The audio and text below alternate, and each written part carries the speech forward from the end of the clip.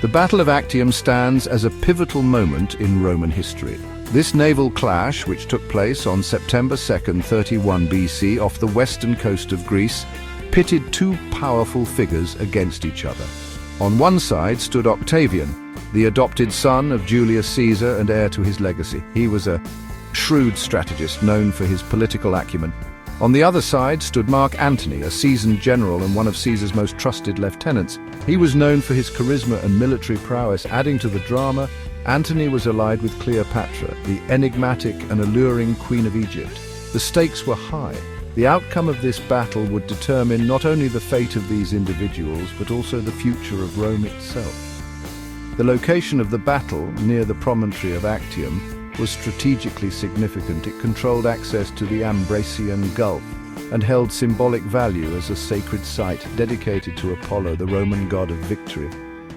The stage was set for a confrontation that would reverberate through the ages. To understand the Battle of Actium, we must delve into the turbulent years that preceded it. The Roman Republic, once a beacon of stability, had been plagued by internal strife and civil war. The assassination of Julius Caesar in 44 BC threw the Republic into chaos. A power vacuum emerged, with various factions vying for control. Out of this turmoil arose the Second Triumvirate, a shaky alliance formed in 43 BC. It consisted of three powerful men: Octavian, Mark Antony, and Marcus Aemilius Lepidus. Their goal was to restore order and avenge Caesar's death. However, the triumvirate was marked by suspicion and rivalry from the start. Each member harbored ambitions for sole power. As time passed, tensions escalated, particularly between Octavian and Antony. Their rivalry, fueled by personal ambition and political maneuvering, would eventually lead to the clash at Actium.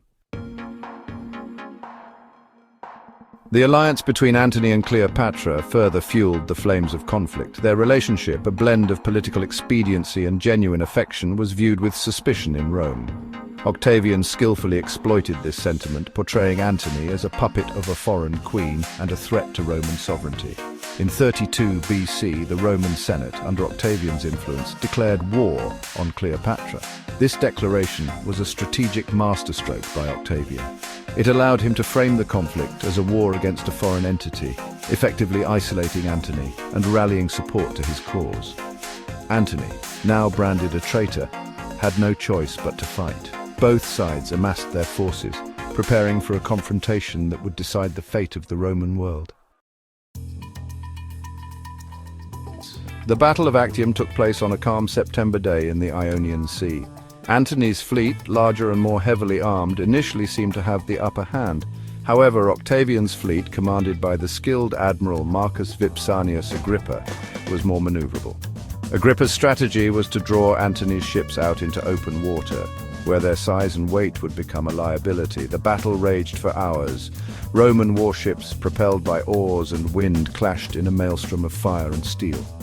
A crucial turning point came when Cleopatra's squadron, positioned at the rear of Antony's fleet, unexpectedly broke formation and fled the battle. Antony, torn between his duty as a commander and his love for Cleopatra, made the fateful decision to follow her.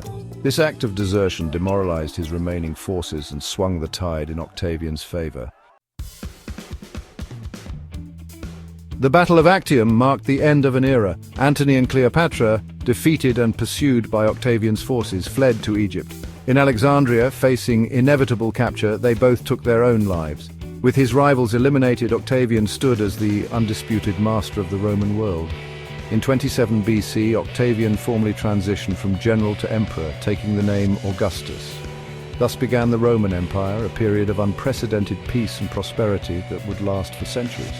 The Battle of Actium, by securing Octavian's victory and paving the way for the empire, stands as one of the most significant turning points in human history. Its legacy continues to shape our understanding of the Roman world and its enduring impact on Western civilizations.